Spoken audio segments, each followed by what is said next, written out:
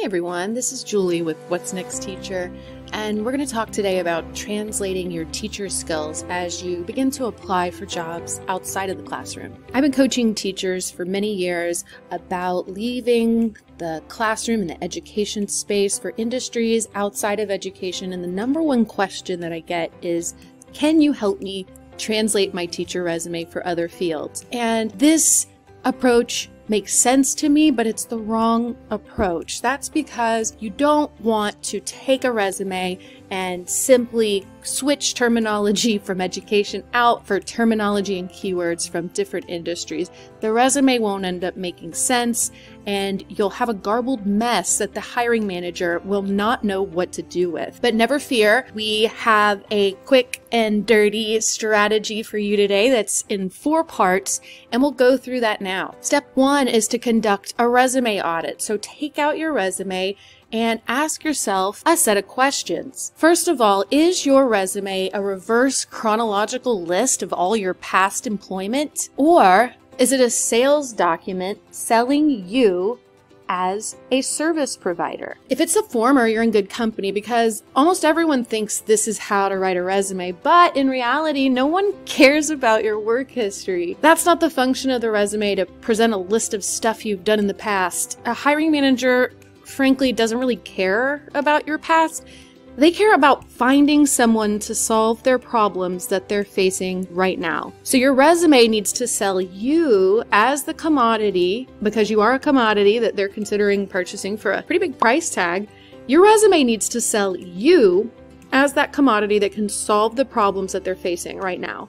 And we're going to get into how exactly to do that just a little while later. Secondly, ask yourself, am I using the right industry keywords, or do I need some tweaks? If you're using education world keywords, you will not get a second look if you're applying for non-teaching jobs. You're going to need to do some tweaking, because outside of teaching, no one knows what differentiation is, or cooperative learning, or assessment, or project-based learning. So if those types of words are in your resume, they're going to glaze over. Just think about when you try to read something that's highly technical, that's in a different field, you feel lost, it's not a pleasant experience, and you really don't want to engage with that document. And that's not the effect that you want to have on a hiring manager, right? You don't want to go into the no pile because they can't make heads or tails of what they're reading. You need to be using the words that they would use when you're raising your hand and saying, yeah, I can do this job for you. I'm that person you seek. And most organizations too, now, even small ones, are using machine screeners, also sometimes called applicant tracking systems. And those look for keywords from the job posting. So you've got to have them in there, or your resume will never even make it to a hiring manager's desk. The third question I want you to ask yourself is, are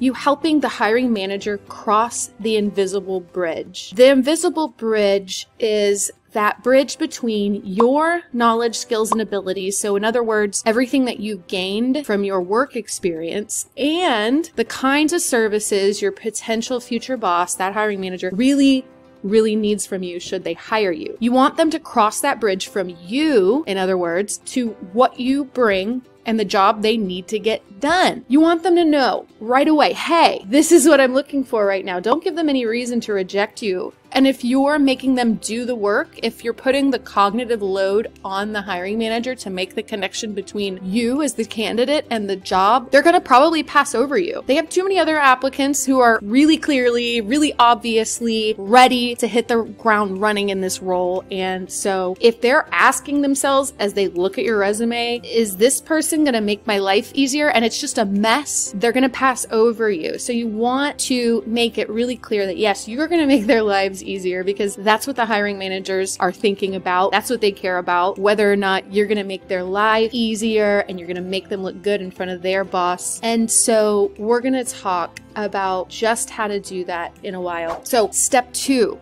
is you need to come to an understanding of the hiring manager's needs. You're going to get in their head. If you're brand new to looking for roles and applying outside of the classroom, what I want you to do is find 5 other postings for the same kind of role and see what's the same or what similarities you can find across all 5 of them. Those are going to be the core skills that hiring managers are going to be looking for that kind of role. So if you want to be, let's say, a customer success manager, for example, and you've never worked as one and you don't really know what it's all about, you really need to be doing this. And for a really impactful approach, pro tip, I even recommend that you do some informational interviewing with customer success managers. Just use LinkedIn to search for some, shoot them a message, ask them if they have 20 minutes for a virtual coffee with you or a quick phone call where you can ask them about their career path, what it's like being a customer success manager, what a typical day is like. And then in the informational interview, ask them too about how they're evaluated on the job. What kind of metrics do they have to meet? What do their bosses rate them on? All of this stuff is going to tell you what that hiring manager values in that particular type of role, and those values need to come through loud and clear in your resume. And there are some easy ways to do this kind of analysis across 5 or 6 job postings to see what the major themes are, what the commonalities are. Here I just stuck 6 different job postings for a customer success manager into a word cloud software, and this took about 3 minutes. What you're seeing here is that, the focus of this role is on customers. You're looking for sales opportunities. You are helping them with products. You are using a CRM. You're working on adoption. You're working on drumming up clients and business. There's going to be training involved, software as a service. So these are some of the commonalities across, and it's really easy to see with the word cloud software. Now, step 3, this is using a skills-based resume format. This is sometimes also called a functional resume. And what this does for teachers, which is so great, is that you can really highlight your skills over your work history. And so this type of resume makes it possible for you to create a resume that doesn't scream teacher, it doesn't box you in and get you pigeonholed. This is really, really flexible, and it allows you to highlight those skills that you're seeing in the job posting that these hiring managers are looking for. So one thing that the skills-based resume format does, which is really great, is it helps you with that applicant tracking system by allowing you to insert all of those keywords from the job posting. In the professional summary, you're able to do this. In the core competencies, you're able to do this. And then you are able to, with this format, conflate all of your past work history so that you're showing all the skills relevant for the job posting that comes from your entire work history, kind of smushed together, right? And don't forget, this doesn't have to be only paid work. You can list unpaid, paid, formal, informal. It doesn't really matter. As long as you can speak to these kinds of projects that you're referring to in the resume once you get to the interview. So here you'll see that what you need to do is list the major skills that you're seeing in that job posting here: account management, relationship building, training, collaboration and communication, business growth, program process excellence, and then you're going to come up with achievements, and hopefully measurable achievements with some kinds of metrics attached to support this assertion you're making with this resume that you have the skills that they're looking for. You'll notice that you do list your work history, but here at the end, so it is de-emphasized, and you can list your education as well, and any tool and software proficiencies that they want you to have listed in the job posting. If you don't have them, you need to figure out how to get them, because again, this is one of the key things that they'll be looking for. Incidentally, I get asked, can I have a resume that is more than 1 page? I would say yes, 2 pages maximum, but more than 1 page, yes, that's fine. And then make sure to do another scan to ensure that you have no education jargon in there. It may be that you need someone else to take a look at it for you and say, do you understand what I've written here? Do you have a sense of what I've actually done based on the kinds of phraseology that I've used here? So let's move on to the 4th and final part of this exercise. And this is fun. This is throw a post-it party. So what I want you to do is get out 2 different colors of post-it notes. And what you're gonna do with them is take them alongside of your job posting. Here's just a sample job posting for a customer success manager from Amazon, and pull out all of those skills and qualifications they're looking for. So here you can see I pulled out 6 of them. One is goal attainment, relationship management, communication, data analysis, planning, self-starter, and then you take those qualifications and you list them, one per sticky note on one color. And then next to those sticky notes, you'll have a different color that's blank. And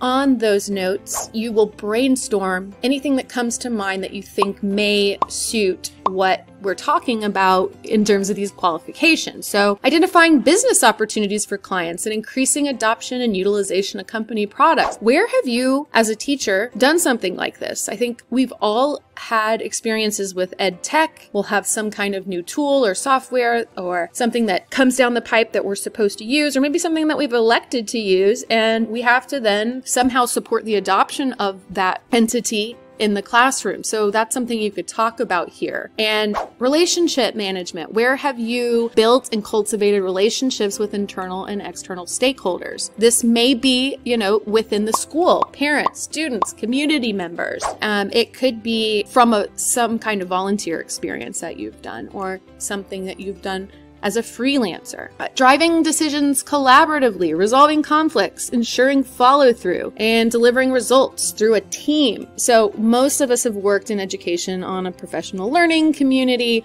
or something similar to that, and I think that is what I would put on this sticky note. But I'm sure you can think of so many more examples given your really rich history, and then you'll just dump them all out on these blank sticky notes. So that's it. I wish you the best of luck. I know that you've got this. Make sure that you are putting in the work on the front end, and it will pay off on the back end with interviews, and you will see the payoff for the time and energy that you put in. It'll be directly proportional to the kind of reception you get out there on the job market.